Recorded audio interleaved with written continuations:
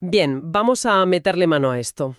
Tenemos sobre la mesa varios análisis bastante densos sobre el estado de la energía renovable en 2025, con una mirada puesta ya en 2026. Sí, y la misión es entender una paradoja, una bastante gorda además. La de cómo es posible que, en plena transición energética, se esté literalmente tirando a la basura energía limpia que ya se ha generado. Es una paradoja que tiene un nombre técnico, vertimiento, o si nos ponemos internacionales, curtailment, y va a ser el protagonista absoluto de nuestra conversación hoy.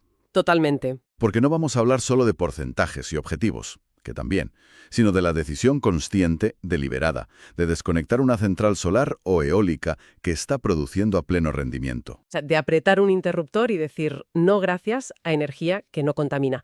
Y para desenredar esta madeja nos basamos en los análisis del doctor Julis Vidal Ribas, del ingeniero Andrés Manzueta y unos informes muy detallados del ingeniero Augusto Obello, de la firma ABG Group. Y lo fascinante aquí, ya te lo avanzo, es que las fuentes no se ponen de acuerdo en las cifras exactas. Ah, tenemos debate. Tenemos debate, y eso añade una capa técnica muy interesante. Vamos a ver qué nos dicen los datos sobre cuánta energía se perdió, por qué, y sobre todo cuál es la factura de ese desperdicio. Venga, pues empecemos por el principio.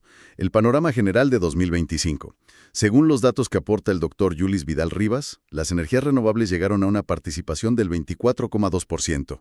A primera vista no suena nada mal, ¿no? No, desde luego. Es una cifra considerable.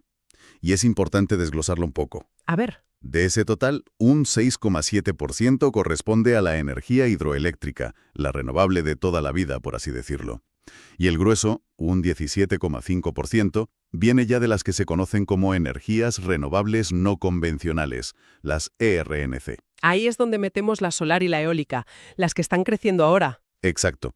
Pero la clave de este dato, y es lo que señala el doctor Ribas, es que el objetivo estratégico para ese año era del 25%. ¡Ostras! O sea, nos quedamos a 0,8 puntos. A las puertas. Y claro, cuando te quedas tan cerca, la pregunta es inevitable. ¿Qué pasó? Esa es exactamente la pregunta que guía todo su análisis. Y su respuesta es contundente. La razón por la que no se llegó a ese 25% no es porque no se generara suficiente energía limpia. ¡Ah, no! No. La razón es que parte de la energía que se generó se tuvo que tirar. ¿Que aún así no lo cumplimos porque la desechamos? Pues esa es la cruda realidad que describe el concepto de vertimiento. Suena completamente absurdo. El doctor Ribas lo ilustra con un gráfico que es muy revelador. En total, durante 2025, calcula que se vertieron, o sea, se tiraron 200,8 gigavatios hora. 200, ponme esa cifra en perspectiva, porque gigavatio hora suena algo muy abstracto. Pues mira, para que nos hagamos una idea clara, solo esos 200 gigavatios que se tiraron son energía más que suficiente para alimentar a más de 50.000 hogares durante un año entero. 50.000 hogares. Es como si una ciudad de tamaño medio se quedara sin la energía limpia que ya se había producido para ella. Es una barbaridad. Lo es. Y viendo el gráfico mensual que aporta, veo que no fue un goteo constante. Hubo meses tranquilos, pero luego hay picos muy bestias. En diciembre, por ejemplo, la cifra se dispara a más de 53 gigavatios. Sí, casi una cuarta parte del desperdicio de todo el año en un solo mes. ¿Y qué pudo pasar en diciembre para que se produjera ese caos? Esa estacionalidad es una de las claves. Puede deberse a una tormenta perfecta. Imagínate un mes con mucho viento y sol, lo que dispara la producción renovable, combinado con un periodo de menor demanda, por las vacaciones, por ejemplo. Claro, la red eléctrica es como un sistema de tuberías. Si metes más agua de la que puede transportar, en algún punto tienes que cerrar el grifo para evitar que reviente. Y eso fue lo que pasó, sobre todo en diciembre. O sea que el sistema no estaba preparado para gestionar tanto éxito, por así decirlo, básicamente. Y la conclusión del doctor Ribas es clara. Si esos 200 gigavatios hora no se hubieran tirado, se habría superado el objetivo del 25% de calle. Y esto es lo que lo cambia todo. Claro. Convierte el vertimiento de un dato técnico perdido en un informe de ingenieros a ser el obstáculo estratégico número 1 para cumplir las metas de descarbonización. El problema ya no es generar energía limpia, es poder usarla. Vale, el diagnóstico del doctor Ribas es demoledor, pero me decías antes que no es la única voz en este debate. Así es, y aquí es donde el análisis se enriquece. Entra en juego el informe del ingeniero Augusto Bello y su firma AA Group. Y no solo es que sus números bailen un poco, es que añaden un elemento que lo cambia todo. A ver, vamos por partes. ¿Qué cifra de vertimiento dan ellos para 2025?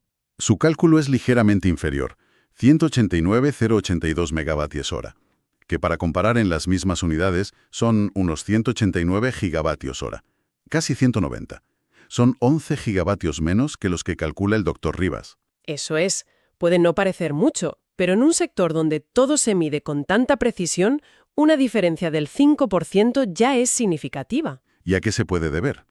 Puede ser por muchas razones, metodologías de cálculo distintas, acceso a datos primarios diferentes.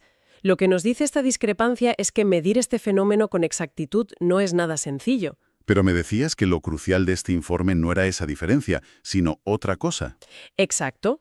Lo que hace el informe de ABGO Group y que le da la vuelta a la tortilla es que le pone una etiqueta con un precio a esa energía desperdiciada. Ah, Traduce los gigavatios hora a dólares. Un momento, que esto sí que lo entiendo yo bien. Podemos saber cuánto dinero tiramos literalmente a la basura. blanco y en botella. Según los cálculos de ABI Group, esos 189 gigawatts de energía vertida en 2025 supusieron una pérdida económica de, atención, 30,25 millones de dólares. 30 millones de dólares. Es una locura. Pero ¿quién pierde ese dinero? ¿La empresa que la genera? ¿Lo pagamos entre todos en la factura? Esa es la pregunta del millón. En última instancia, es un coste que asume el sistema en su conjunto, lo que se traduce en menor eficiencia y, por tanto, en precios más altos de lo que podrían ser. Pero lo más doloroso es el coste de oportunidad. Piensa en todo lo que se podría haber hecho con esos 30 millones. Claro, es un dinero que se podría haber invertido precisamente en solucionar esto. Justo te iba a preguntar por eso. Si el problema es que sobra energía en unos momentos y falta en otros, la solución parece de cajón, guardarla. Es exactamente la solución que ponen sobre la mesa. Proponen el despliegue de sistemas de almacenamiento de energía, es decir, baterías a gran escala. Entiendo. La idea es simple. En esas horas de mucho sol o viento, cuando la red no da abasto, en lugar de tirar la energía, la almacenas en estas baterías gigantes. Y luego, por la noche, cuando no hay sol y la demanda sube, descargas esas baterías y metes esa energía limpia y barata en el sistema. Precisamente. El beneficio sería doble. Por un lado, evitas tirar 30 millones a la basura. Y por otro, al inyectar energía barata en las horas más caras, contribuyes a bajar el precio medio de la electricidad para todos. Es la pieza que falta en el puzzle. Ahora, antes de seguir, hay que decir que entre las fuentes hay, digamos, salseo técnico. Un poco sí. ABI Group es muy tajante en su informe. No. Básicamente afirma que sus datos son los correctos y reta al Dr. Rivas a que presente los datos de la entidad coordinadora para respaldar sus cifras. Sí, es un pique profesional. Y en cierto modo, es un debate sano y necesario. ¿Tú crees? Sí, porque pone de manifiesto que estamos tratando un problema muy relevante y que la precisión de los datos es fundamental. Lo importante aquí no es quién tiene la razón en esos 11 gigavatios hora de diferencia, sino que ambos análisis, con sus números, señalan en la misma dirección. Tenemos un problema grave y creciente. De acuerdo. Entonces, el panorama de 2025 queda claro. Un objetivo fallido por los pelos, un debate técnico y una pérdida de al menos 30 millones de dólares.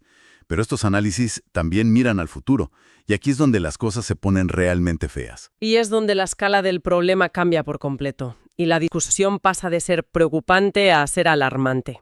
Ahora entra en juego el tercer análisis, el del ingeniero Andrés Manzueta, que se centra específicamente en proyectar el vertimiento para 2026.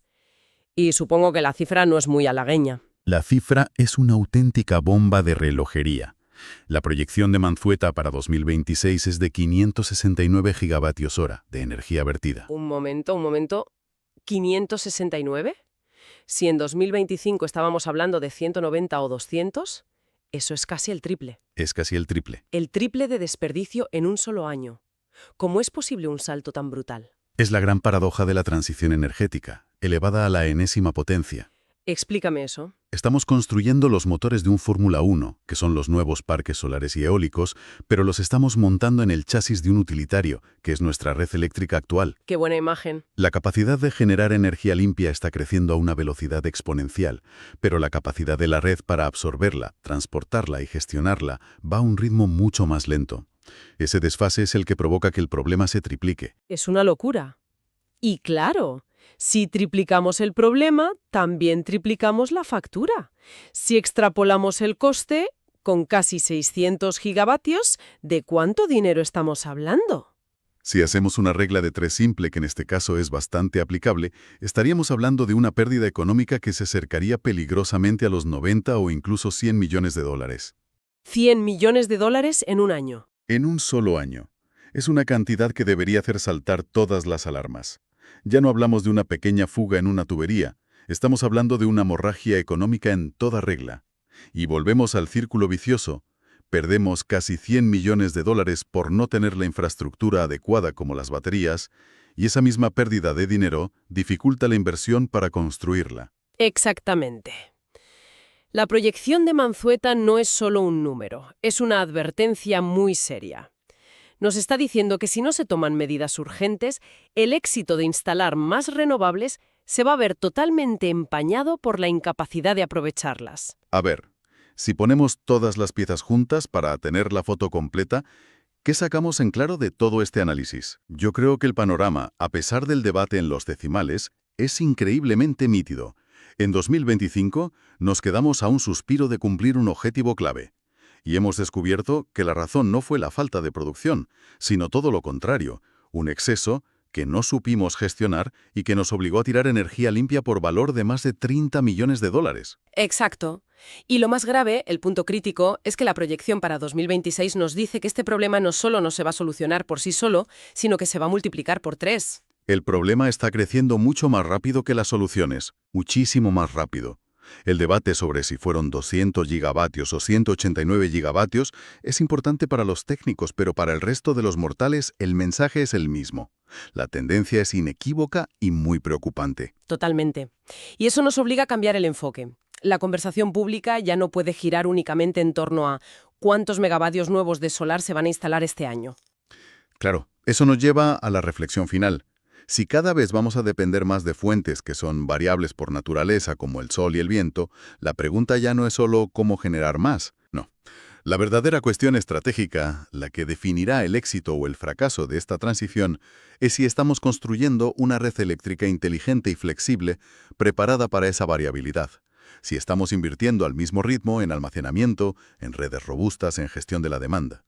O si por el contrario, nos estamos limitando a abrir más y más grifos de energía limpia para ver, frustrados, cómo se desborda y se pierde porque las tuberías del sistema son del siglo pasado.